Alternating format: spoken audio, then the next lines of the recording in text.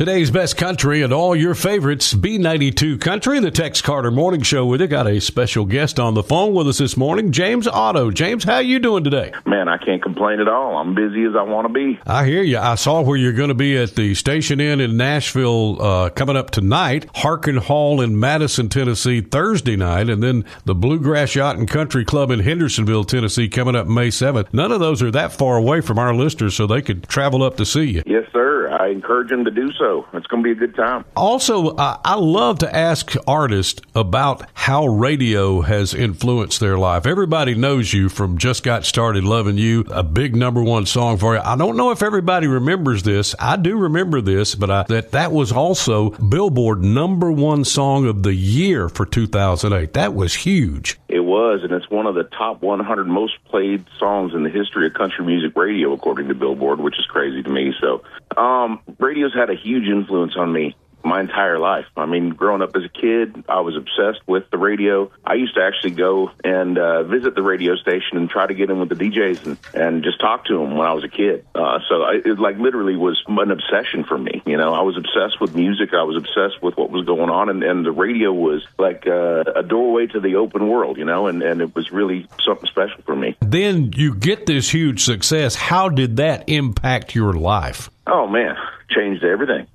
All of the dreams that I'd had my whole life of playing music and being able to tour the country came true. And I was busier than I've ever been the year that Just Got Started Loving You took off. And it's given me a life ever since. It's been one of those things that, you know, it's literally a dream come true. I've been in radio for 46 years, so obviously I was around and played your hits. And I learned some stuff looking up information on you that I didn't actually know. And I was not aware that your first Warner Brothers album was co-produced by Jay DeMarcus of Rascal Flatts and John Rich of Big and Rich. And what I really didn't know was that Jay was your brother-in-law. That's amazing. Yes, he is. Our wives are sisters. They were taking off about that time, too, so that must have been a real exciting time in y'all's life. Yeah, it was pretty cool, man. I mean, you know, those guys have become, I think, one of the biggest country bands of all time. And so having those guys in my corner and as my friends has always been a blessing, for sure. You know, I've always been thankful. And Jay's an incredible talent, and he's doing all kinds of great stuff these days, too. He's got his own record label called Red Street Records and has a lot of contemporary Christian music on there, but also working with some country artists as well. So he's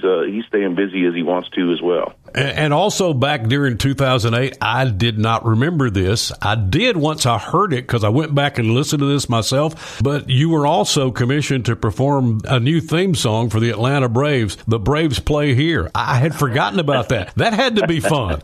It was very cool, man. Yeah, that played on Peachtree TV for years and years, and I got to go to the games and be a part of some of that. It was a blast, man. You know, the Braves are one of the greatest teams of all time, so to be associated with that was pretty neat.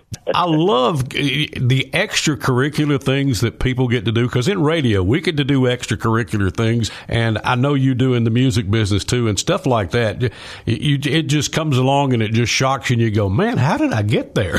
Yeah, it is wild. It really is. That's something I never would have ever expected, for sure. It's just one of those things that kind of fell in my lap. I was asked to do it, and I was like, I'd be honored to do it. And so it was a pretty unique experience, to be sure. And for folks who don't know, I also wanted to talk about this because I think songwriting is the corner of country music, but you've had some huge success in the songwriting genre, too, not just for yourself, but for others as well. Yeah, you know, that's always been something that I've done, was write songs. It's something that I love to do and has something that's kept the lights on at our house for a lot of years. I've had songs recorded by over 30 major label acts over the years, including Jamie Johnson and Zach Brown, and I mean, a whole bunch of folks, Chris Jansen, Darius Rucker, all kinds of folks. But my biggest ones would probably be In Color, that I wrote with Jamie Johnson. That was a number one. It was not a number one song. I'm sorry, it was a number 7 song. But it was a song of the year at the ACMs and the CMAs, and we were Grammy nominated for that, which was amazing. It should have been a number one song. I promise you. It should have been. You, man. That is a great song.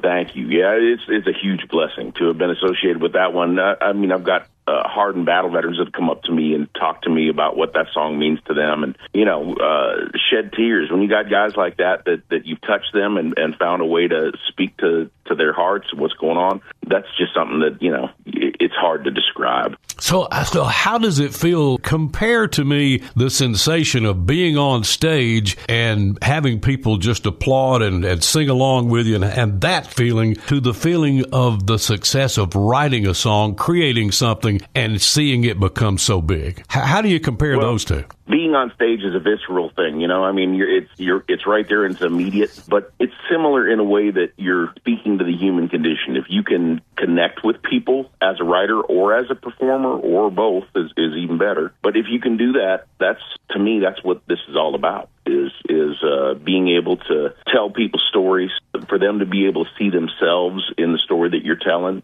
That stuff's really what this is all about. That's what country music is all about, is connecting with people and telling the stories of folks around us, and so it's always been one of my favorite things to be able to write songs. I do it almost every day. I treat it like a job. I do it 4 or 5 days a week. It's kind of like therapy is writing songs. You get in a room, sit and talk about what's going on in the world, what's the problems that you've been through, the heartaches that you have. And the more that you can tell the truth in things like that in those situations, I think the more people identify and the more they see themselves in it. And I think that that's therapy for them as well. And so I'm always loves when seeing people connect with those songs.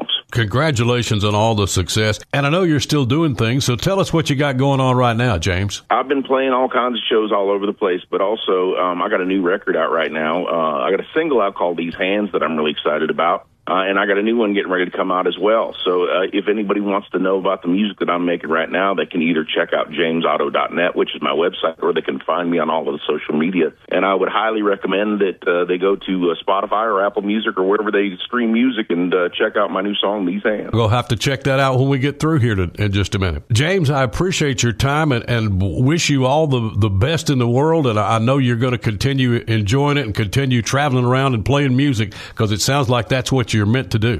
Yes, sir. I felt like I was born to do it. And Tex, I really appreciate you having me on today. Thank you, sir. I hope you have a great day, James. Yes, sir. You too. That's James Otto. Look him up online. Got more of your favorite music on the way here on B92 Country.